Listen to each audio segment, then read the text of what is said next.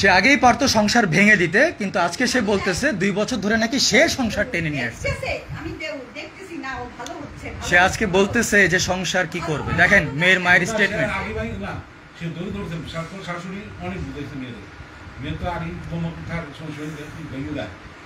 এবং আজকে এই পরিস্থিতিতে এসে সে সমাধানের জায়গায় সে কথাগুলা কি বলল, সে কথাগুলা কি বলল।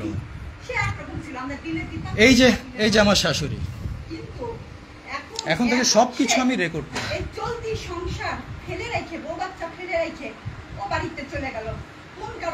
আমার বাসায় আমি গেছি, ওটা আমার বাসা। আর এই যে এই বাসায় পড়ে আছেন, এটা হচ্ছে জিনার বাসা, ইনাদের বাসা। এটা অফিসিয়ালি এখন রিটেন, বাড়িওয়ালাও বলতে পারবেন এটা আমার বাসা। এটা অফিসিয়ালি স্টেটমেন্ট হয়ে গেছে, এইটা আমার বাসা না। আমার বাসায় আমি আমার বউ বাচ্চাকে রাখতে চাই। আর এই যে মহিলা এসে বলে যে চাকরি করবে এবং এই বাসাতে থাকবে এবং সেও এই ঘরেই থাকবে।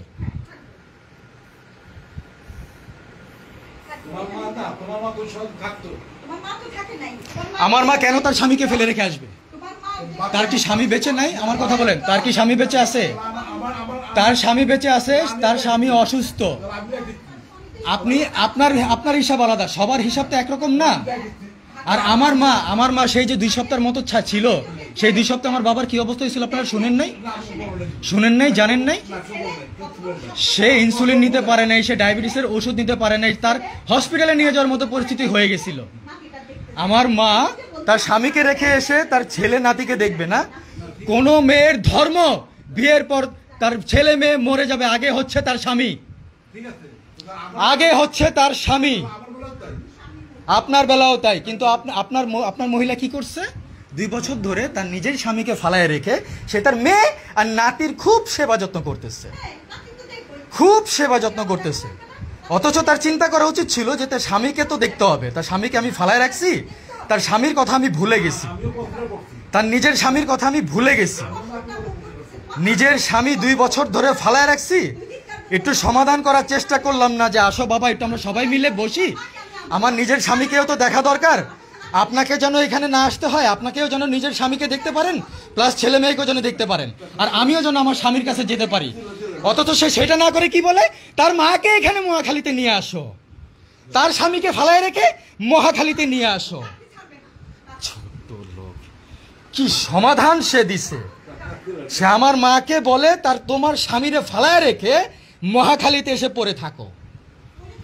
তার সমাধানটা কি? সে নিজে যেরকম তার মেয়েকে তাই শিক্ষা দিচ্ছে, কিভাবে জামাইকে ফালায় রেখে দিনকে দিন মেয়ের ঘরে থাকতে হয়। তার মেয়েকে একই শিক্ষা দিচ্ছে। ঠিক ভবিষ্যতে আমার সাথে এটাই হইতো। মেয়ে বিয়ে দিয়ে আমার গিন্নিও কি করতো, যে মেয়ের বাড়িতে পড়ে যেত, আর আমি দিনের পর দিন তখন একলাই থাকতাম। অসভ্য মহিলা, কত বড় করে যায়। আপনার জীবন এটাই হয়েছে, সারা জীবন বউয়ের কথা উঠছেন আর বসছেন না, এর জন্য আপনার আজকে এই দশা।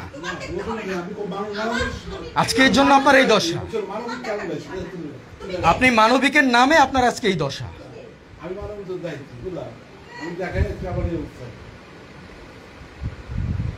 কোথায় সমাধান করবে, কোথায় মেয়ে ভালো থাকবে সে চিন্তা করবে না, কিভাবে সবকিছু ধ্বংস করা যায়, কিভাবে সবকিছু গোলমাল করা যায় সেই সমাধান নিয়ে আসে। আলাদা সংসার করতেই হবে। পরিস্থিতির শিকার হয়ে তখন আমি আলাদা সংসার নিছি।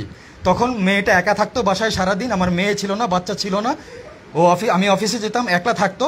তখনকার চিন্তা করে একটা ডিসিশন নিয়েছিলাম। এখন কি সেই ডিসিশন এখন আছে? সেই পরিস্থিতি এখন এখানে আছে? একলা থাকলে তো ঝামেলা হবেই, একা বাসায় থাকলে ঝামেলা হবেই।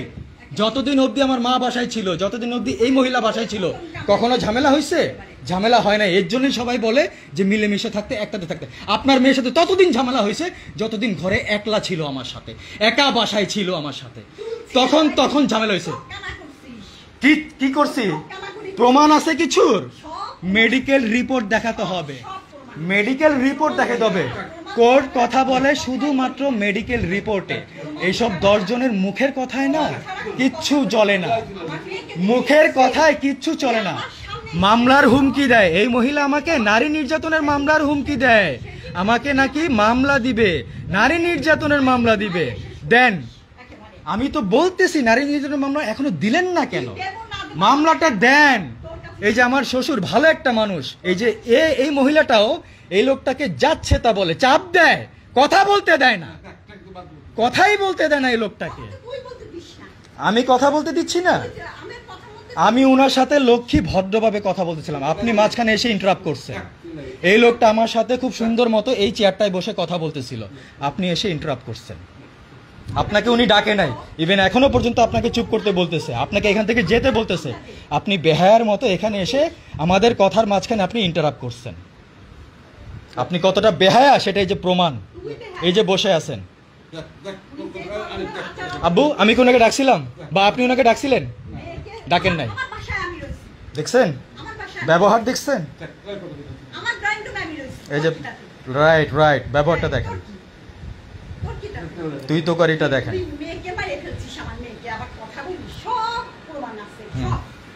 অনেক হয়েছে, এবার আমার মেয়েকে ছাড়েন, এইদিকে অন্তত বাহাদুরি দেখানোর কোনো সুযোগ নাই। তোর মেয়ে 2 দিন পরে ফিরেও তাকাবে না, এখনই যায় না। আচ্ছা এখনই যায় না তোর কাছে। দেখি